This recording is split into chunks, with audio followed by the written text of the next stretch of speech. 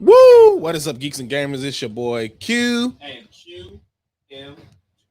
Oh, I'm sorry, bro. There you go. See, my mic wasn't even on, and you've been trying to. Woo! What's up, geeks and gamers? It's your boy Q and QMG. Bringing you guys into the Quniverse, where we talk to you guys about everything geeky, gaming, and nerdy. And what better way to start it off than turning up a little bit?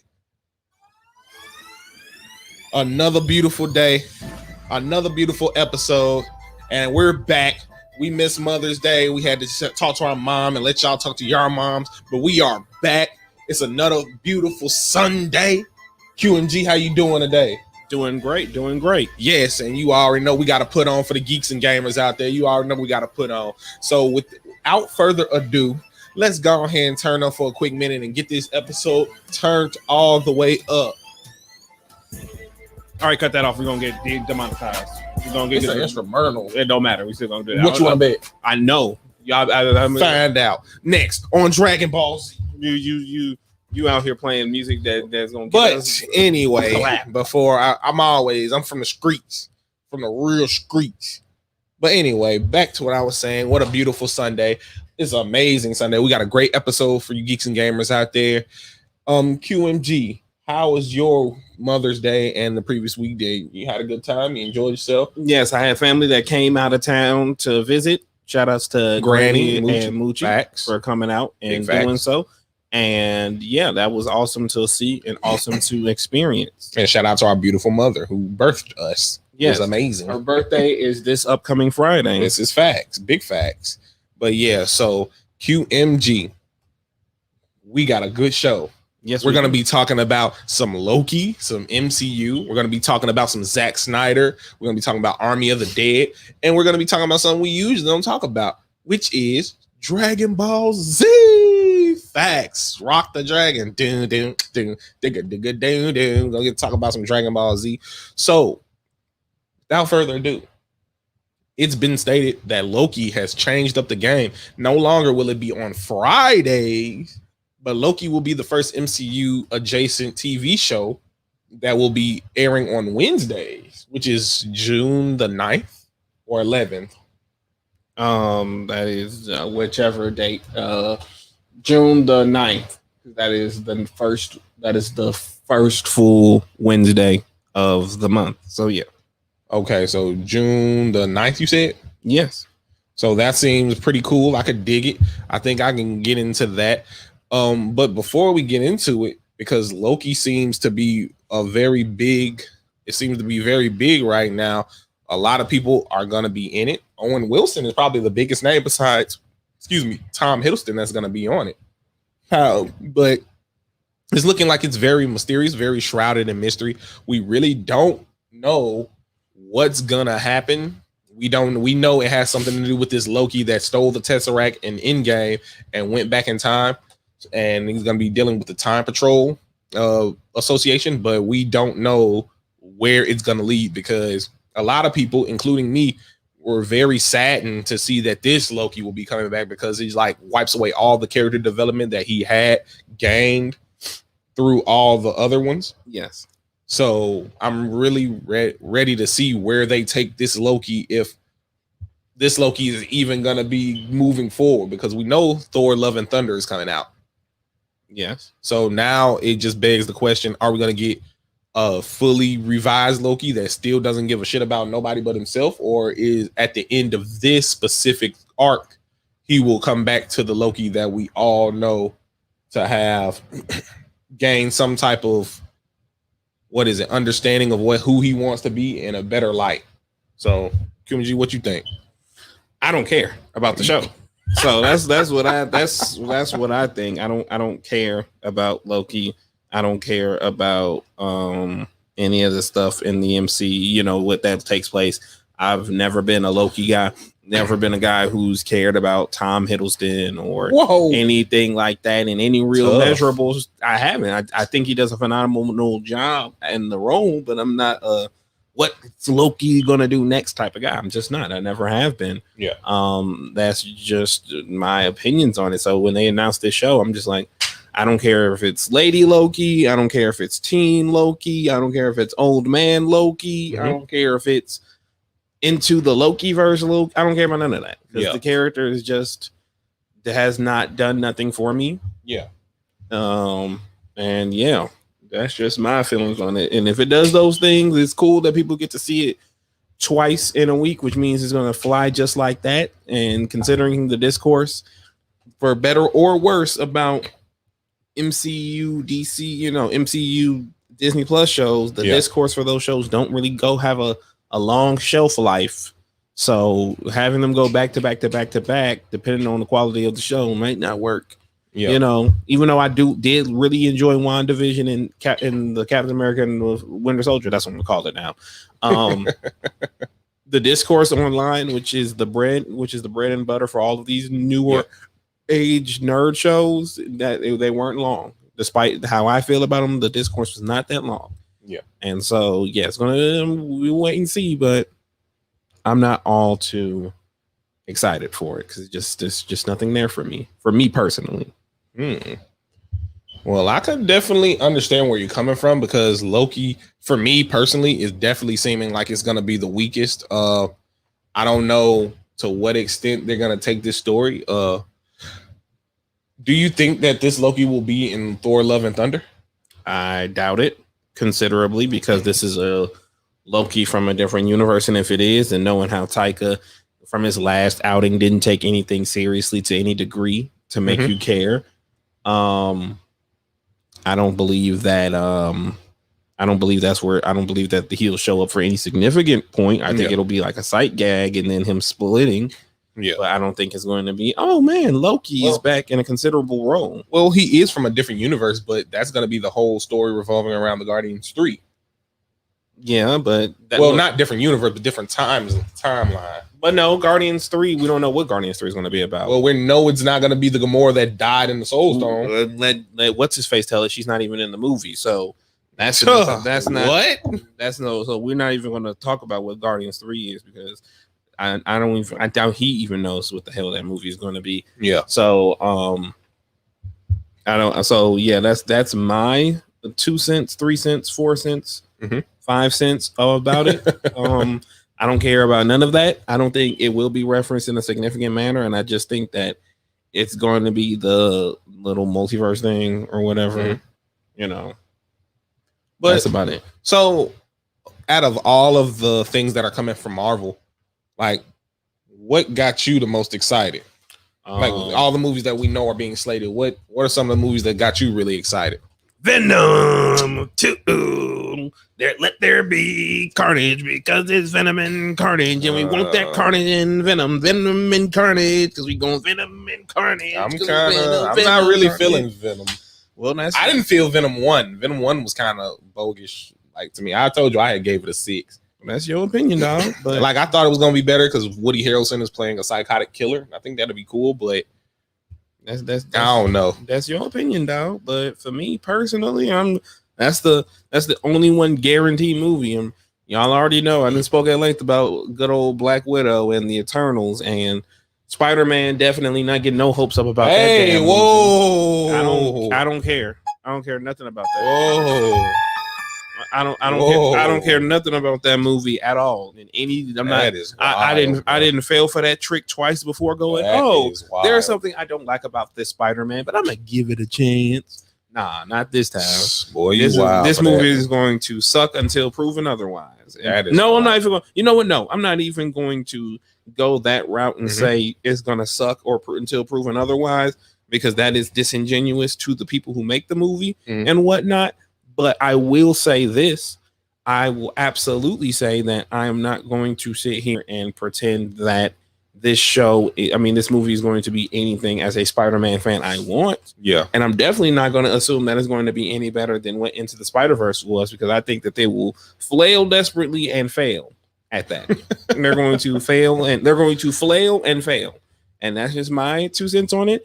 In my opinion, the 2 Marvel things I've been looking forward to the most, I've already seen them, WandaVision and Captain America and the Winter Soldier, and they both did the damn thing for me. Were they perfect completely? No, but they definitely did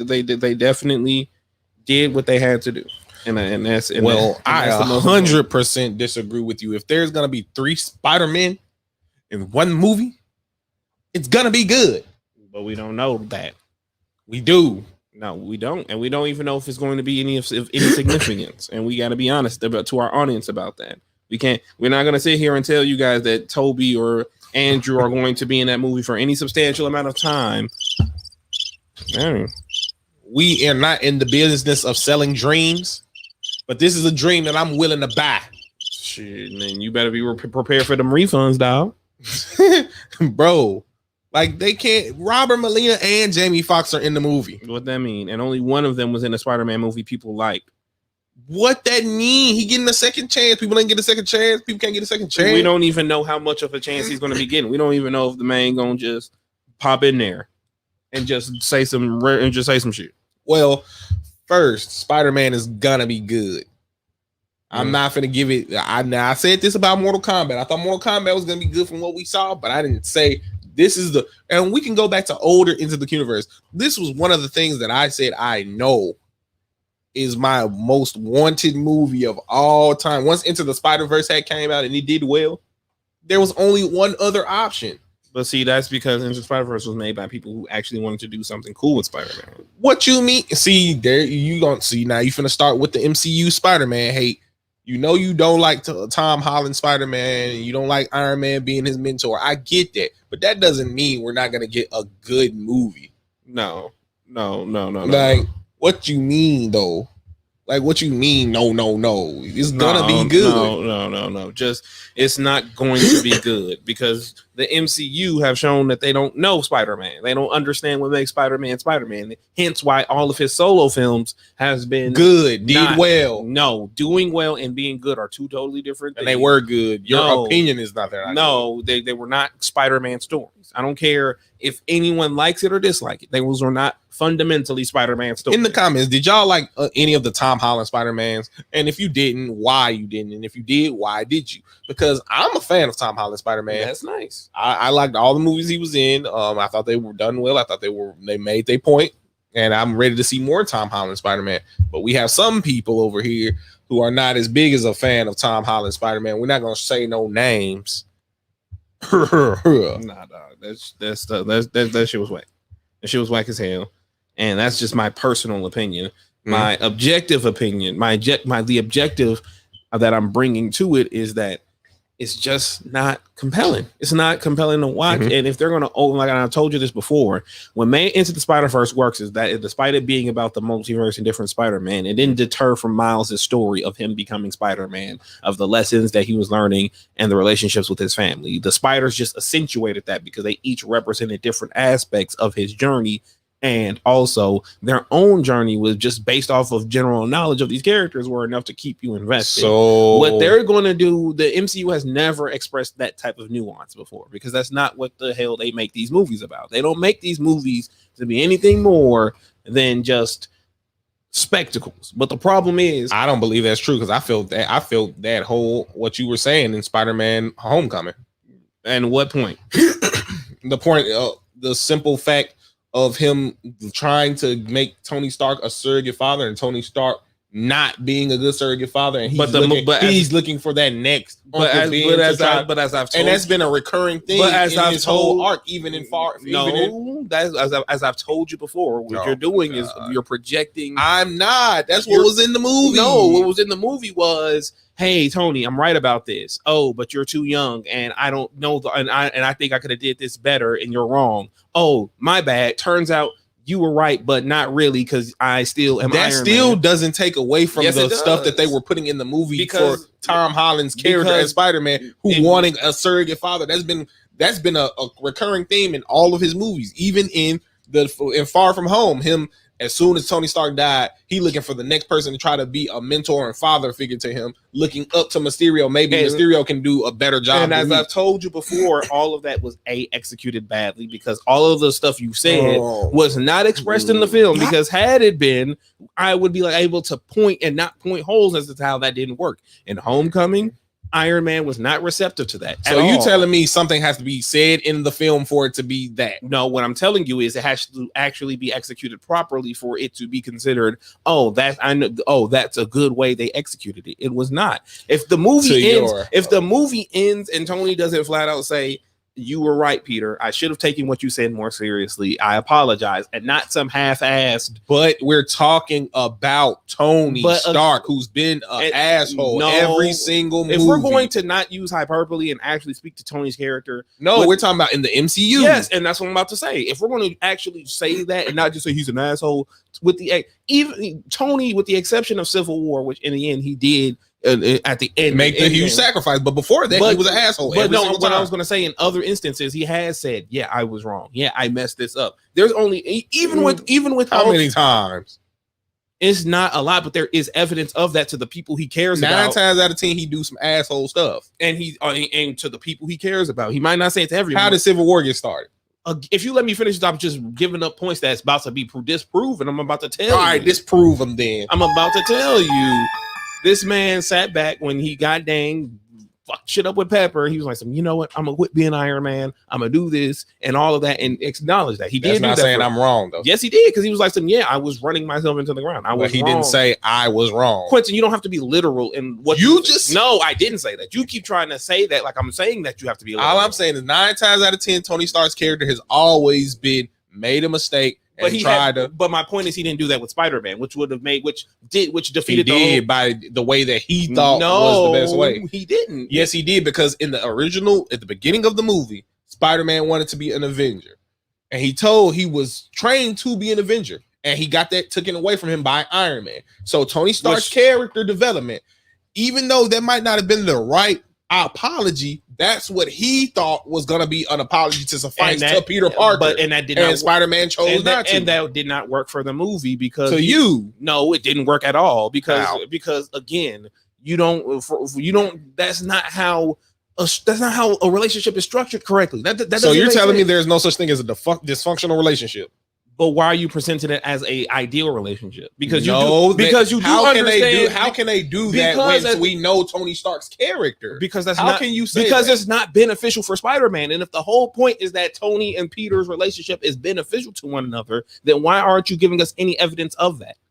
Because that has not happened. I'm saying because that's the whole point. The point. Yes, the point is that Peter wants Tony to be his surrogate father. Yeah, but that doesn't mean Tony's a good surrogate father. We've seen him mess up multiple times. But that's what the movie is The movie isn't telling us that, Quentin. That's the point I'm trying to get across. At the end with Endgame, when Peter came back and he hugged him, that was the culmination of Tony unrealizing that he should have been a better mentor to Peter. Not it. When he was gone, you don't know what you got until it's gone. That's why the hug was so impactful, because he came back, because Tony was messed up and he died. And I would give you that if that wasn't literally applied to everyone that got snapped away. So how was that? Who got hugged? Who else got hugged when they got snapped away? It's not, Quentin. You keep focusing on the specifics and you're missing. Because we're talking about Tony and Peter. The point isn't. No, that whole moment. That whole thing wasn't about just Tony and Peter. That applied to when Scott saw freaking Hope, nope. Or when. What do you mean? Nope. What do you mean? That's his literal girlfriend. What do you mean? Nope.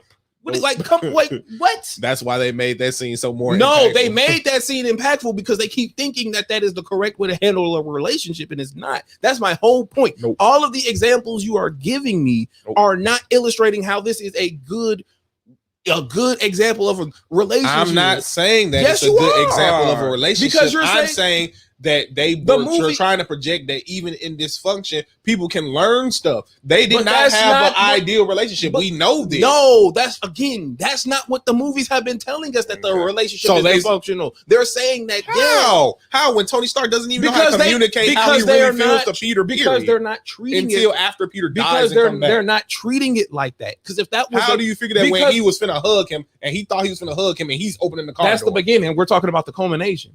You're giving me these examples of how my point is being proven, because none of that, there was no point. There was no sit down with Peter with Tony about, yeah, man, like even in the battle, he could have said something along the lines of, yeah, man, I did not do this right. And I thought I wouldn't have a chance to make it right, but now I can.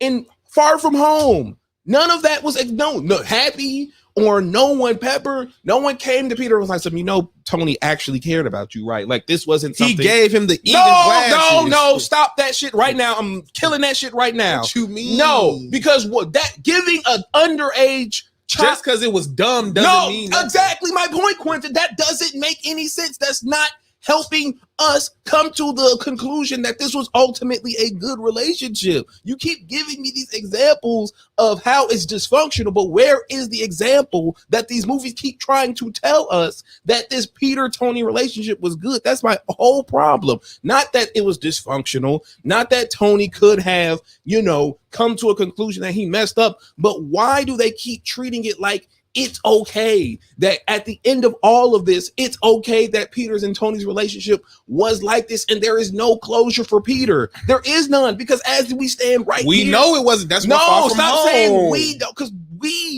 our opinions and the directors and the people's intent are completely different. So Or you're else telling we me wouldn't have in this. every story. Now, this is what I'm getting, because you're saying that the MCU is trying to promote this, but as me watching it, I don't fully agree with that, because I feel like they did intentionally what they were doing, and the story culminated in no closure because it was supposed to. But that's never. But see, what you're doing is, and you're taking that as saying that's good. I mean, that's bad writing. When yes, just because somebody does something that you would dub bad writing, because Quentin, just because it didn't go with the norm of how stories are written, does not make Quentin, it bad. no, it's not that. It's a simple. I got a simple answer for that. It's because the MCU never does this with any of their shit. Everything they've done has closure to it, whether you agree to it or not. It has closure. There's never been an MCU arc, minor or major, that did not have a significant closure where a bow was tied. And that was so just you're it. telling me the MCU can't go against the grain just because they did Not with something that they are obviously something that they put time and effort into, Quentin.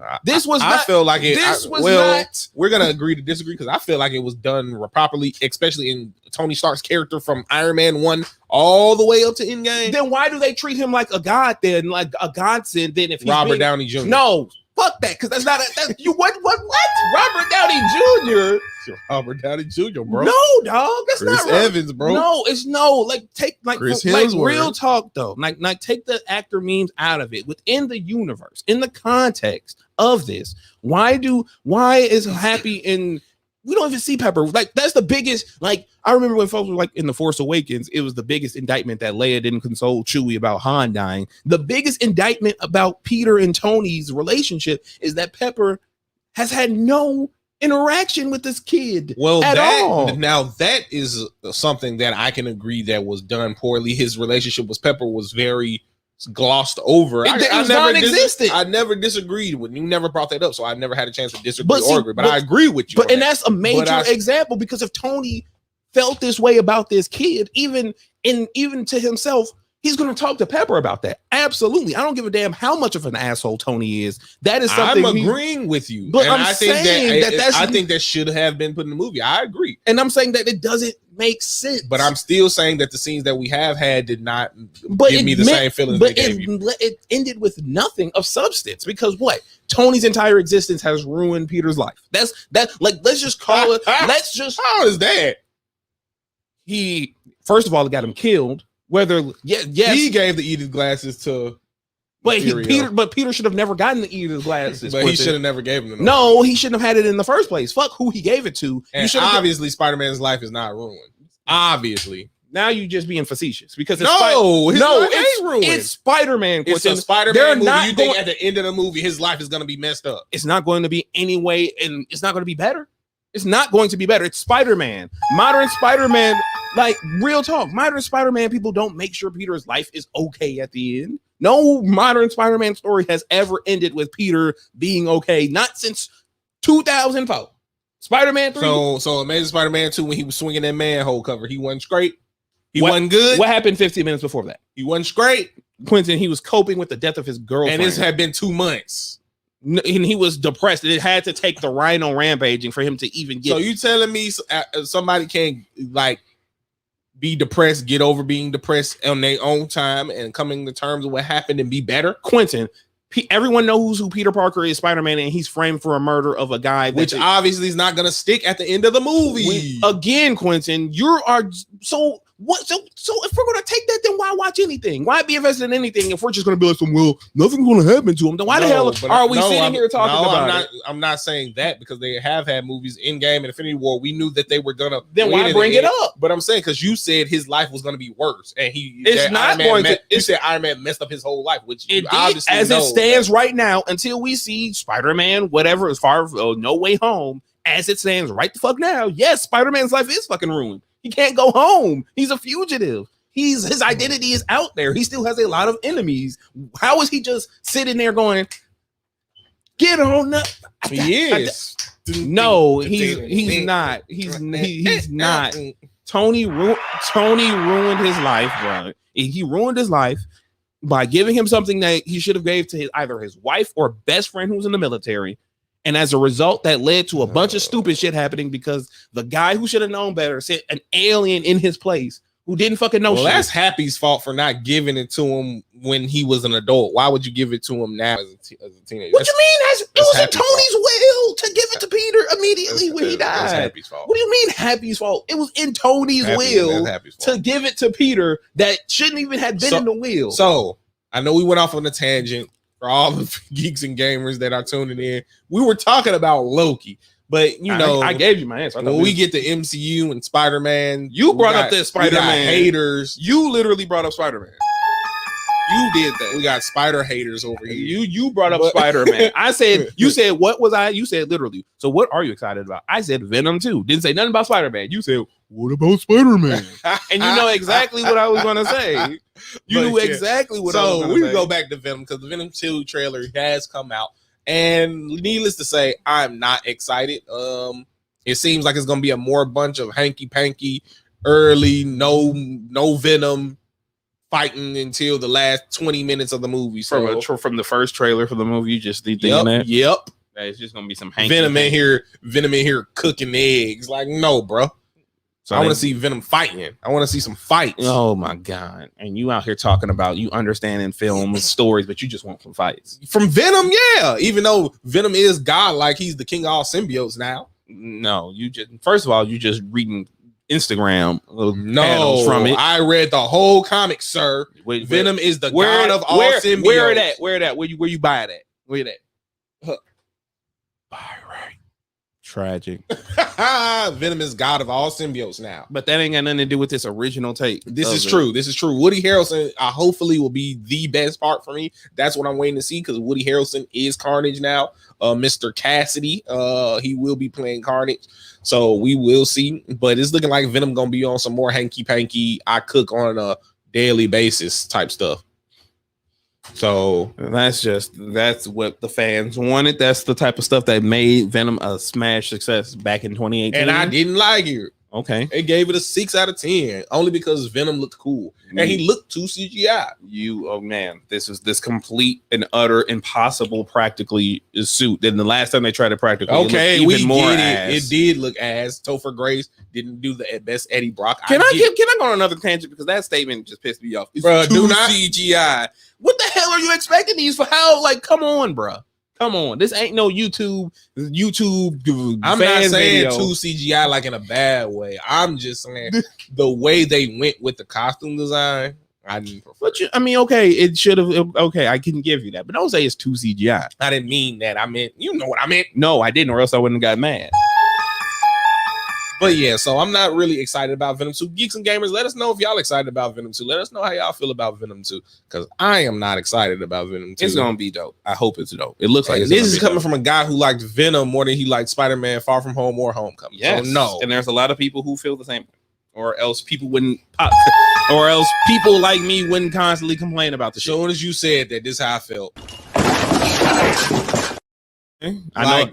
You and the rest of them 6 folks can just bump into You're the number 6 of them 6 folks. No. People ain't talking about Venom better than Spider-Man. What? Sure. Let me go. I gotta just do something real fast.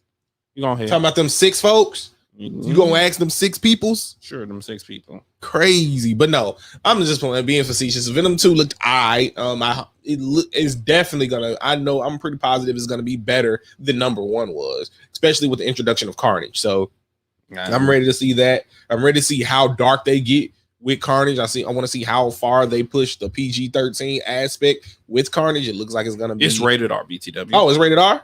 Yes. Wasn't the first one rated PG-13 though? Yes. Oh, so they're gonna take it there. Yes. Speaking of rated R superhero movies, where do you think the issue is being pushed from? Do you think it's being pushed from the success of Joker? No, that's something that the fans once again asked for. That they wanted. Hey, Granny. Well, that is something that the fans were pushing for back in 2018. They wanted Venom to be rated R. Yeah, definitely. We was talking about that from jump. So that predates the Joker for a year. So that's something that they are following up on. Ain't nothing wrong with that. So are you more excited for a Venom?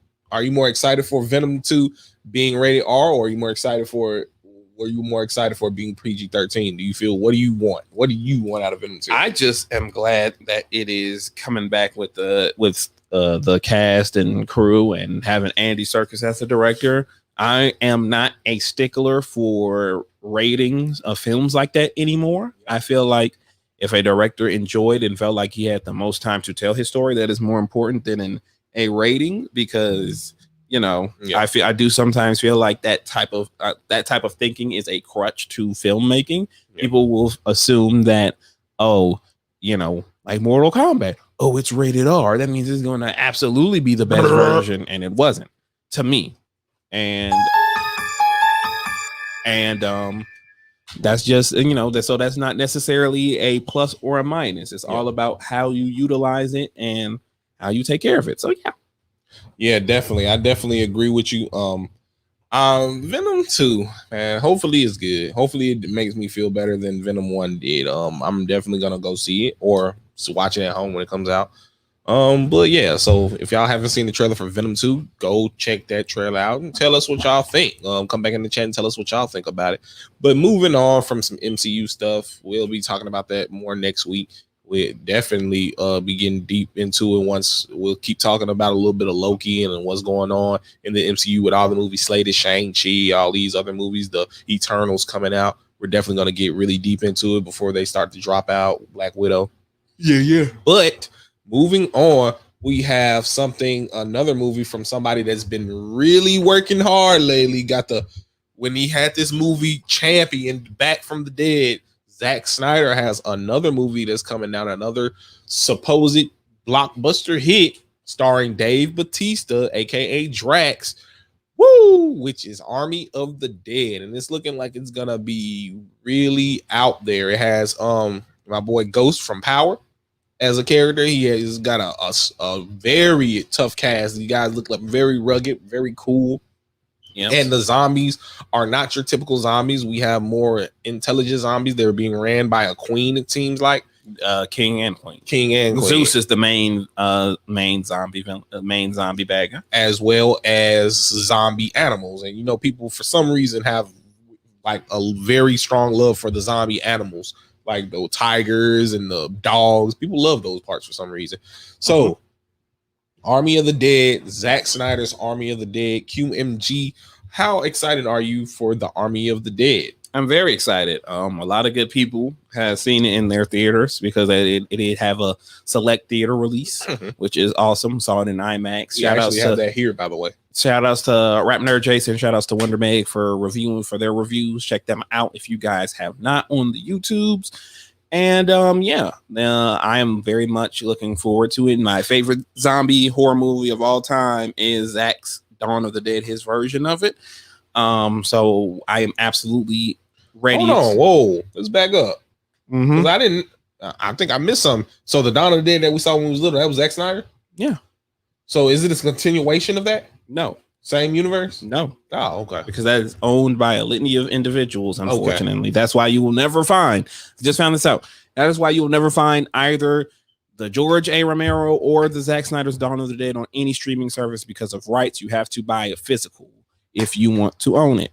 So, in any case, Army of the Dead looks awesome. Batista, Tig Notaro, Samantha Wynn, your boy from Power. Yep. All of these folks look like they're going to be doing an amazing job. A lot of these guys are Zack Snyder regulars who be in a lot of his projects. So, they already have been speaking highly and really enjoyed their time working there. Yeah. My homie, the big homie, Dave Batista, my favorite of all time in wrestling. Well, one of my favorites of all time. Glad to see him getting more roles. Mhm. He's the lead in it. Anna De Segura. I hope I pronounced that correctly. He plays his daughter.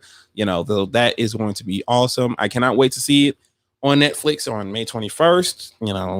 If I was vaccinated, I would have saw it in theaters, but I'm working on that. Shout out to the vaccine. Oh, wrong one. Wrong one. Wrong one. Shout out to the buttons. But yeah, definitely would have watched it on there. Definitely would have watched it, but I would definitely watch it on Netflix and enjoy all of it. I already went ahead and got me some popping cone for it. So when it will drop and watch it with the pop cone. Yeah, because it comes out next week, right? Yes. On May We'll be 21st. watching Next Friday. So we'll be watching that. yeah. And it's already going to continue this bullet train of hype, first with the Snyder Cut, and now with Army of the Dead, and he already got his prequel series lined up, and then his anime For Army of the Dead? yes, What? and an anime It's a TV series. show? Yes, What? and an anime series for it. Is it going to So, have any characters from... yes, Oh. So, I'm talking about in the series, not the anime. yes. Oh, okay. That's pretty cool. Well, I'm actually... did you watch the 15-minute intro? No, I'm going in cold, so don't tell me about it. I haven't watched it myself. That's why I haven't looked at it. What up, Specs? What up? What Specs, up? appreciate you. tuning in. Congratulations What's up? on your book, Legacy of the View. Congratulations on it being funded, man. Prove that's real Facts, dope. Real dope. definitely. We're gonna have you back on the show, so I'm not gonna push your stuff, but you gonna be back. So we're gonna definitely have your stuff pushed. But yeah, Legacy the View, great comic. Stay tuned. We got some cool things going on with that. Yes. I'm definitely ready to see it. I haven't seen an amazing zombie movie in a minute. The next one that I probably watch after this is Train to Busan, because I heard Train to Busan is really good. Very good. And they have the sequel as well. I don't know how well the sequel is done, but I'm definitely gonna watch that. And I just I'm thinking it's gonna be cool. Like, I always like those movies where predominantly everybody's gonna die and everybody's gonna get this. They're gonna get this backstory. They're gonna get their character development. I know characters are gonna have ties to each other because they all know each other. Mm-hmm. People are gonna make those sacrifices, like go, leave, and all that. You know what I'm saying? I like movies like that, like those, because it's Army of the Dead, so it's gonna have that Saving Private Ryan feel to it, where you know it's an impending doom once they get in there. Because at first it's gonna look like an easy get in, get out mission, and then they're gonna get in there, and then it's gonna get real dicey in there, and people are gonna start just the fact that they're talking about the smarter zombies. Yeah, that's gonna be like, oh shit. Facts. That's facts. So yeah, I'm definitely excited for it. Spec says the train movie is really good. Trying to Busan. Yeah, I definitely have to watch that. I've heard a lot of people, and they're actually doing an American version, but I definitely want to watch the Asian version first. So I'm not gonna watch the American version. Hopefully they don't butcher it. But yeah, so Army of the Dead, I'm definitely excited for it. Zack Snyder once again did the Snyder Cut, and I love the Snyder Cut. It was the movie that should have came out in 2017. Yes. So Army of the Dead, like I said, I haven't seen a good zombie movie in a minute, so I'm definitely going to be watching it. I might even have a movie night and watch it and eat and turn up, because I might watch it on TV. So, but yeah, so May 21st, Army of the Dead, Zack Snyder's Army of the Dead. Tune in on that. It's coming out on Netflix, baby. And if you guys are vaccinated, you guys can probably still watch it in movie theaters. I think it's still going on right now. Specs giving the American version a thumbs down. So. Yeah, I don't know. These American versions be coming out. They don't be hitting on nothing, bro. I swear. But yeah, so now speaking of zombies, QMG, and I want the geeks and gamers out there to answer this too. What would you choose as your zombie weapon of choice in a zombie apocalypse? Whatever is pointy and easy enough for me to pick up and use consistently. Because if we're talking about regular zombie apocalypse, then I'm just gonna say it's a recipe for just about all of us. Unless if we gotta be on the streets, I don't care who it is. What about we got the slow walkers and we got the enhanced, like a little bit smarter and can run. Like, if you say enhanced, it's a wrap for everybody.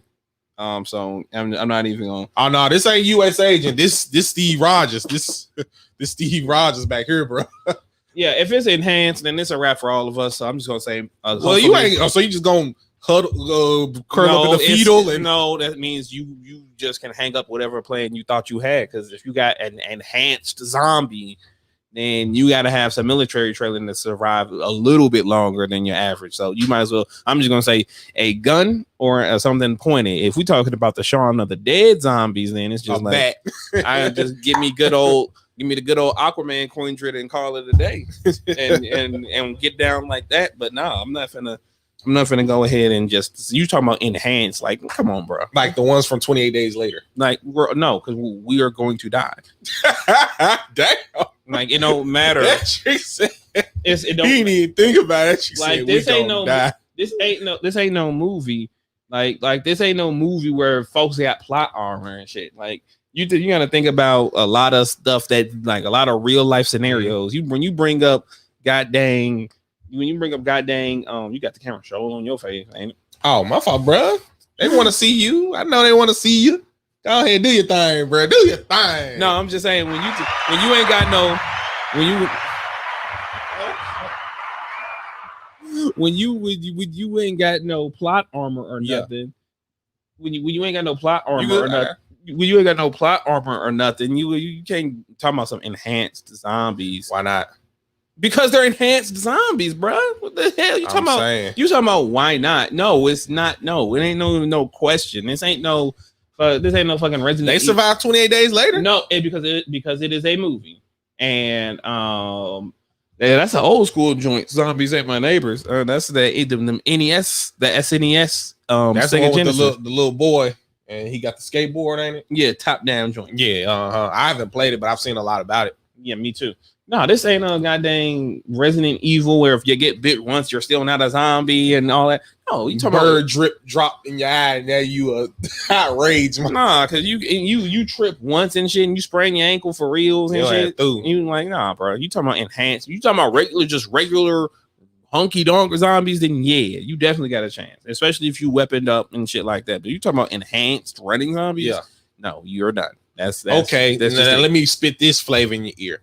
First of all, if they're zombies, the people I feel like gonna survive better are people who know how to construct traps. No, that's not. Why not? No, the people who will survive are the people who will not lie about if they got bit by a zombie, if they know where these zombies are located. Why would they? If they lied about getting bit by a zombie, it's already through. Because you got folks who don't put on masks in a pandemic, so that already tells you exactly. It does. So if you're dealing with folks like that, then you might as well just go ahead and hang that shit up. But that's who the people constructing traps, being all of that stuff. That is fine. That is helpful, but that is not going to win you the day because let me just keep this flavor because there's a way to stop zombies that nobody has ever thought about. I guess if they did put it in the movie, it'll be stupid. Like they did kind of put it in Resident Evil, but they didn't put it to the extent that I would. Like if you make it to the winter time, all you gotta do is hit them boys with that fire hose from the goddamn from the dang on fire station, get on top of that junk, spray them. As soon as they freeze, take that. But see, that's incumbent on if you can survive that long. Because if the right infrastructure breaks down, then you ain't surviving to win your damn self. Man, I'm gonna have that and with the way jacket and with the way global warming is, you don't even know how consistent the shit gonna be. Yeah, that polar bear was skinny as a mud. That little polar bear was skinny as hell. Like, so we talking a lot of factors that's out of our control. And you like if I had to pick a weapon though, it'll be a katana. Yeah, if we talking about regular zombies with no enhanced strain or some bullshit like that, then we can survive because you're gonna have some folks in the army and military who gives a shit and gonna mobilize and they're gonna find a way to corral it and such shit like that. And Spec said shotgun or crossbow. The only reason I wouldn't use that is because you say you got to get the ammo, but with crossbows you got to take the ammo out of them, and we don't know how many enemies or zombies are in our vicinity if we don't have nothing to defend ourselves with.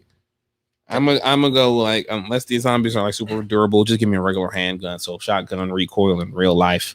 Shotgun, my gun will be last resort because lack of ammo. Like gun will be literally last resort. One thing they did in Walking Dead that I thought was really good that I would do. Glenn and Maggie had body armor where the zombies couldn't bite them at all. Yeah, that works too. Facts like that riot gear armor. Yeah. But yeah, see, but now if they're the rage monsters, they're just gonna rip you apart. Again, so we're through. That's not a conversation.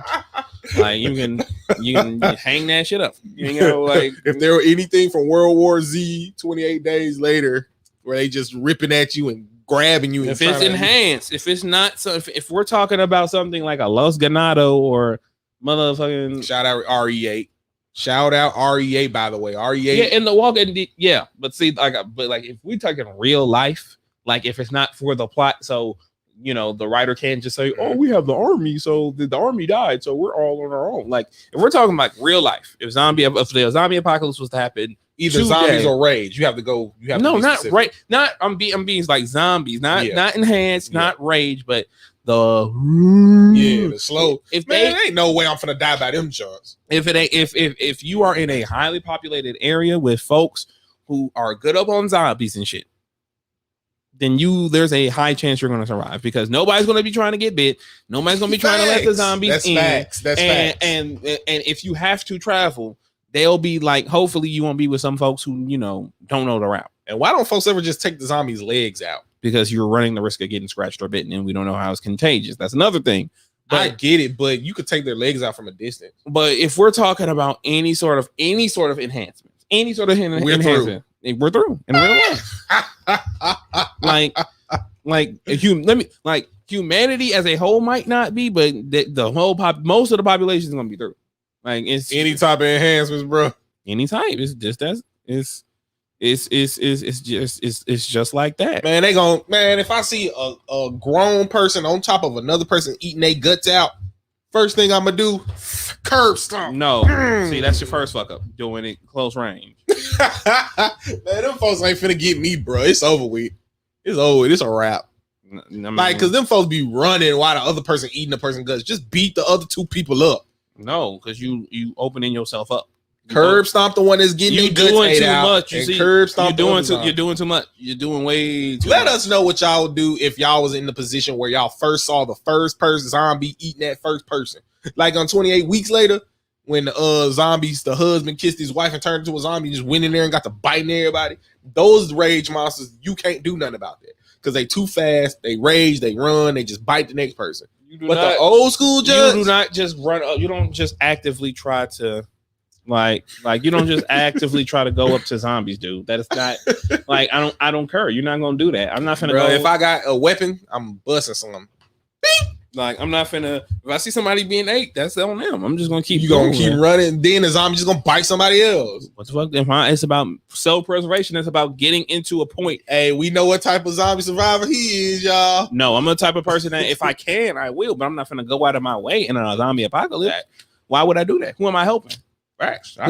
Even if I save that one person, who's to say that 10 more zombies didn't surrounded us because I didn't win back, and they being eaten on. Like we're not talking about they're shuffling. But if they're the walkers, we could get away. You ain't run. I'm not running that risk. That's. But if they the walkers, we could get away though. I'm not running that risk because I haven't seen not one zombie run on Walking Dead. Period. Ever. Okay, they still got folks. Yeah, because they talk about the numbers. They surrounded us. Yes, bro. You see the whole horde coming from nowhere. Now they around. No, and fight or flight, your whole movement, your whole thought pattern. Then there's really no way you can die because they've already stated that you could have zombie blood on you and they can't detect you. You have two zombies like Michonne did, and they can't detect you again in The Walking Dead. Again, but that's the show because the show had to fuck that up so there could be some there can be some sort of plight and problem. But we got one more topic to get to. We're not gonna just stick on zombies. Let us know, man. What's your favorite zombie movie of all time? Mine is 28 Days Later. That's my favorite.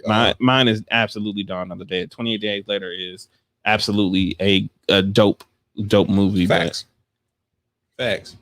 Yeah, because the fresh ones are definitely ones to watch out. But after that, once you get past that, and the creators of Walking Dead even stated that they said as the show kept going on that the zombies weren't going to even be a threat anymore to the same extent that they were at the beginning.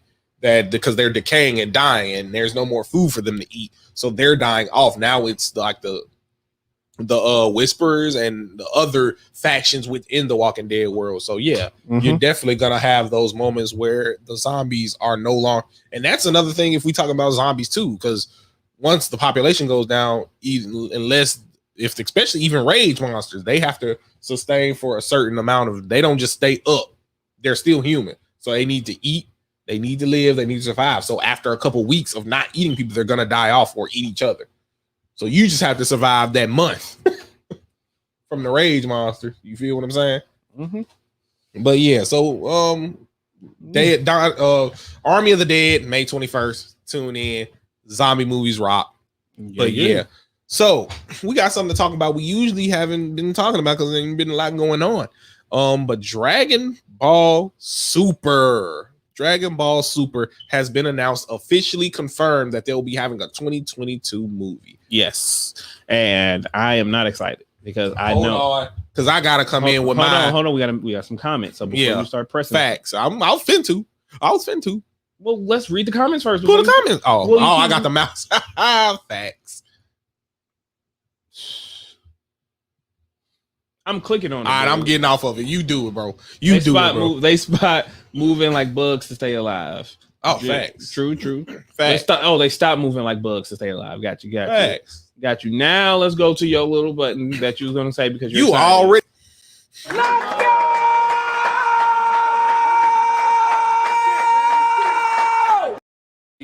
Let's go! Because you gotta hear that. I hear because Dragon Ball got a 2022 movie coming out, and we both got different opinions on what we think the movie is gonna be. What I know the movie's gonna be about. So, for people who don't know, the new arc we're on is the serial arc, but the arc before that was the moral arc, and we stopped Dragon Ball at the Tournament of Power with the anime, so we haven't seen the anime moral arc. So, quote, QMG here believes that the moral arc is going to be adapted into a Dragon Ball movie, which I think they're going to do their own new property. But we have seen with Dragon Ball Super anime movies, like the Resurrection F was before the anime, and it started the whole anime. Battle of the Gods, Resurrection F. They movies first, and then they made them the first 2 seasons for the Dragon Ball Super. But anime. We did get Broly, which has not been an arc in the anime or the manga. True, and it's canonical. So we're on 2 sides of the same coin. And QMG, just give them some of your thoughts on why you think they're just gonna go with a movie from the moral arc instead of going with their new property. Because them folks, Toru and them dudes, they just finna go for the easiest shit, and the easiest shit is the most recent shit that they can do, and it's gonna be Moro. They're gonna want to get out the new Ultra Instinct Goku. They're gonna first want to animate it in the most fun, in the most funded and best way, and they're gonna want to get out Vegeta's form, that new form he had in the arc, and whatnot. They're gonna want to do all of that shit. Well, it's not a new form; it's a technique. Well, new technique, new form, whatever. At this point, they're gonna want to get all of that stuff out. They're gonna want to get Moro into the games and shit. Like, see, I don't know, because the Demon Realm stuff is a Dragon Ball Heroes, and I know that there is some rights discrepancies. Heroes is not canonical. Not that it's not canonical, but that the rights for the stuff is not all, not fully owned by the anime people. Facts. So I think that's I would like to see that, have Fu and Toa and Mira. There's been a lot of cool stuff I've seen in Heroes, but I don't really put no stock into it because I'm never gonna see it in the same universe. So, I mean, you should. It's all right. Awesome. Like I said, Vegeta just got the evil key. I mean, yeah, but he had that at the beginning of the Heroes arc stuff too. But like, I just think that it's going to be Moro, and then they're going to do the same thing like they did with at the beginning of Super, and they're going to turn Broly and Moro into their own fully fledged out arcs in Super, and which will give the serial arc enough time to go, and then freaking they'll do the goddamn thing. Now that you bring that up like that, I could definitely see. Okay. I can see that.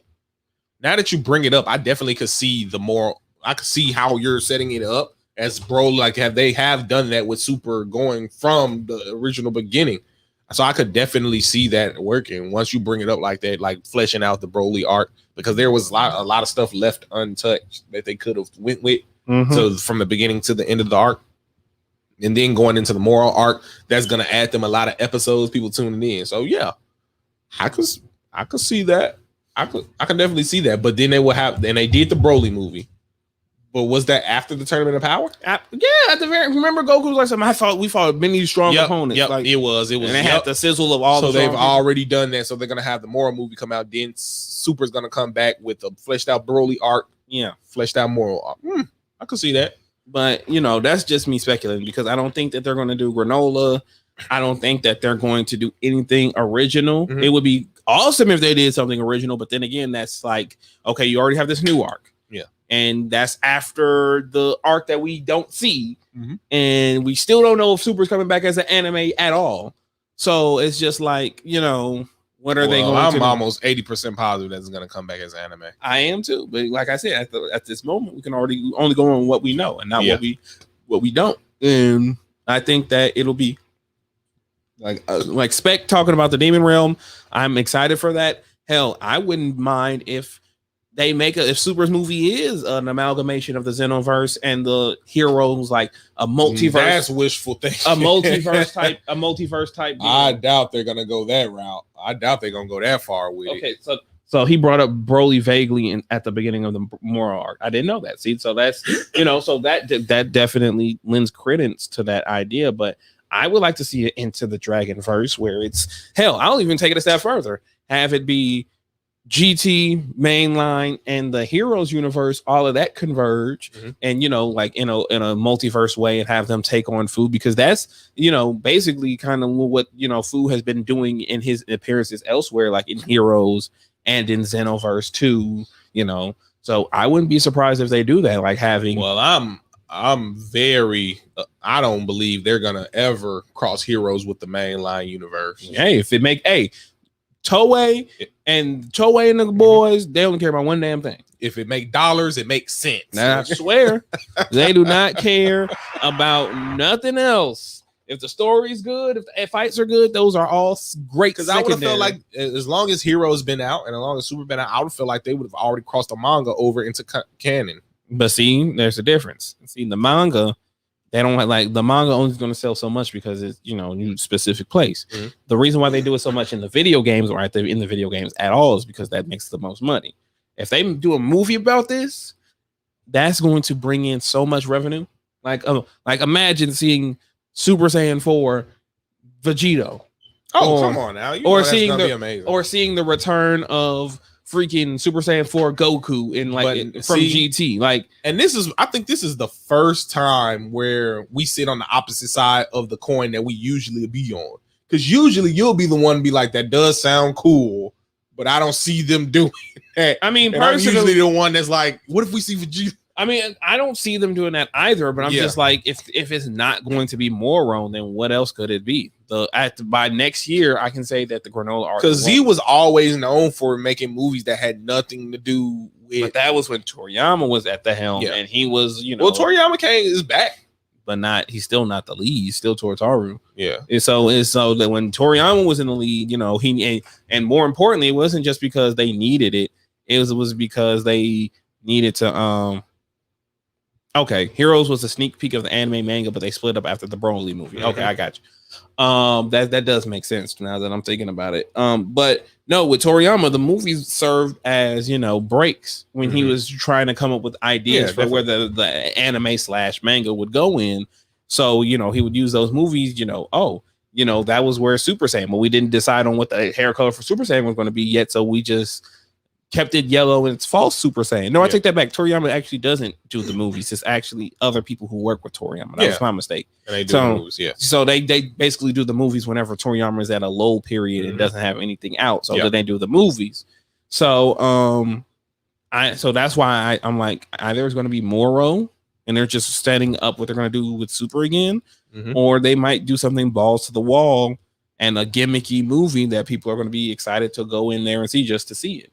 Yeah, because not a lot of the American audience are exposed to heroes like that. Like some of the hardcore fans. Well, obviously the hardcore fans are, but the hardcore fans don't put a lot of stock into it because it's not canon. And I've known this for a fact from a lot of diehard Dragon Ball fans. Which is stupid, by the way. There's no such thing. Okay, let me not say there's no such thing as canon, because there absolutely is. But when it comes to stuff like this, it's like with Marvel and DC. There's going to be 50 million different versions of Batman and Superman. Just say it's from another universe.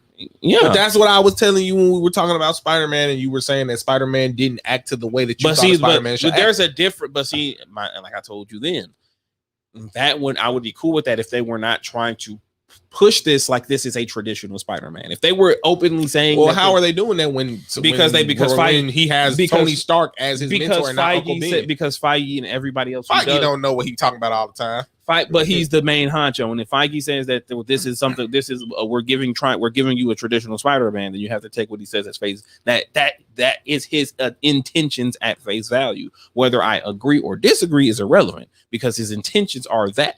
And if he's in control of this property, ain't shit I can do except for vote with my wallet. And the first two times take my money. And the first two times I did not do that because I went in there like, oh, well, maybe he's not lying to me. So I'm just going to go ahead and blase. And I was wrong. But, but back to the point at hand, I do think that it's stupid for Dragon Ball fans to ignore non-canon stuff because GT is not canon and folks still talk. Now a lot of people are coming around on GT and well, people are coming around on GT when it gets to Omega Shenron and the Shenron. No, a lot of people ain't talking about General Real though. GT as a whole, it ain't gotta be specifically. Well, I think to me personally, and I agree, a lot of people are talking about it, but I think it's the nostalgia glasses, to be honest. Not saying that it is horrible, but go back and watch GT. There were a lot of stupid stuff.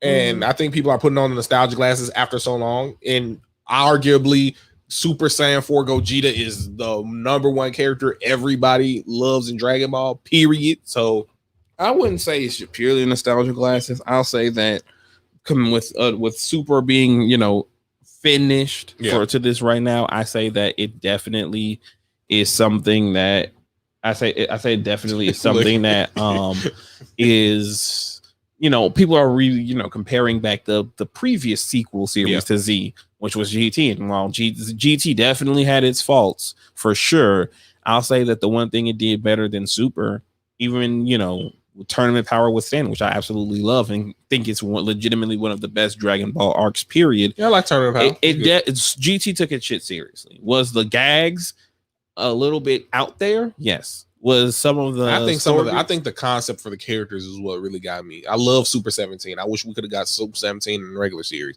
I love Super Baby. I thought Super Baby, just the concept of him was really the villains cool. Were definitely the highlights. But Goku being a kid, Trunks really just being there, not really doing anything, especially with him being such a fan favorite. And not going Super Saiyan. The Gohan and Goten being benched. Yeah, like a lot of that was not cool, but I think that now with the way things are and the way Dragon Ball fans see things now, I think it would be cool to have like ZGT and the Heroes verse collide and have them. Well, the Heroes, the GT and I know more or less they do that already in it, but I think that officially, BJ, what's up, bro? Appreciate you tuning in. What's up? I think that more or less officially it would be a little bit cooler to see and whatnot.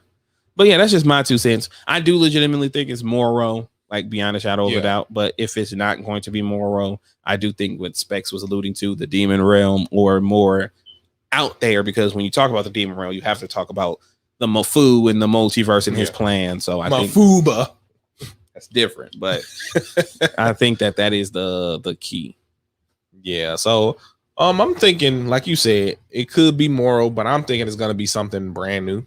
But once you worded it and relayed it out the way that you did, I definitely I'm like 50% agreeing with you that it could probably be something tying into the anime.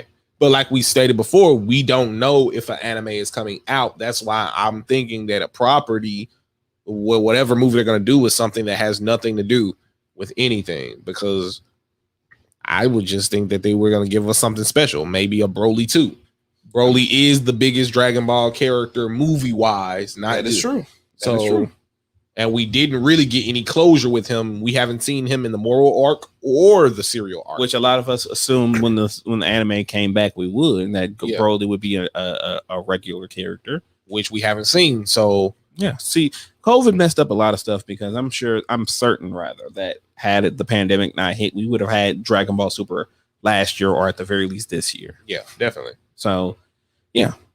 But yeah, so I forgot, Geeks and Gamers, let us know how y'all feel about Dragon Ball. Are y'all excited for Dragon Ball movie 2022 movie? Have y'all been watching Dragon Ball Heroes? Let us know something, because we are definitely fans of Dragon Ball, and we're definitely, like I said before, we're gonna do an anime episode on Keep It G and on Into the Quniverse. So y'all stay tuned for that. We got some other things coming down. Another Into the Multiverse, might even have some Keep It G people on there. Y'all stay tuned for some awesome stuff on that. But yeah, Dragon Ball is definitely a mainstay, and I'm ready to see what they do. I'm really excited for what they got going on. The serial arc looked like it's gonna be very interesting. I don't know if you've been keeping up with the QMG, but Granola made a wish to be the most powerful. Oh yeah, being, I saw that, and he's the most powerful being so far. But there's a lot of ifs, ands, or buts. He only has 3 years to live, stuff like that. Yeah. And he has revenge for Frieza. He wants to get revenge on Frieza, and because he thinks Goku and Vegeta works for Frieza. Yeah. And because the Saiyans was the one who destroyed his planet. But I don't know, like people are saying, that 3D SS3 movie, facts, 3D, facts. But yeah, and a lot of people don't like I've spoken about Granola made the wish, and he wished to be the strongest, but he wished to be the strongest at that point.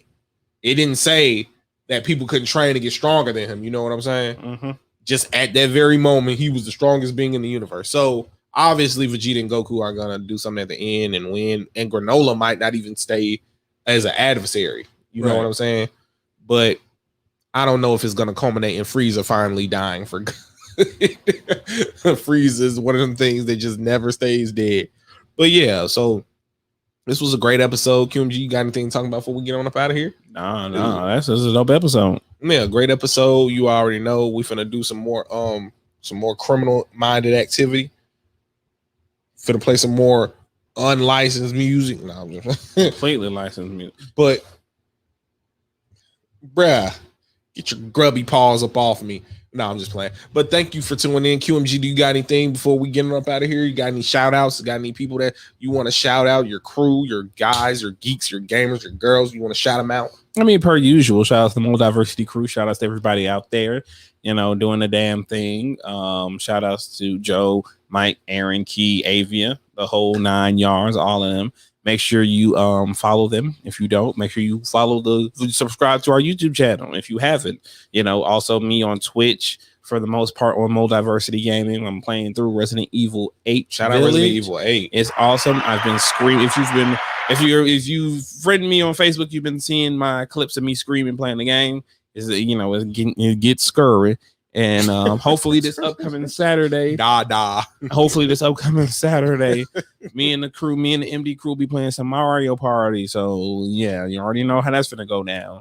Right. But yeah, that's and also shout out to the Keep It G crew, where we talk about keep our eyes and ears to the streets every week for everything geek. Danita and D-Man Cow tune in every Monday at 7:40 Central, where we talk about everything geek as well. Another great show. Stay tuned for that on Monday, 7:40 Central. Keep it G. And with that being said, we got to turn up a little bit.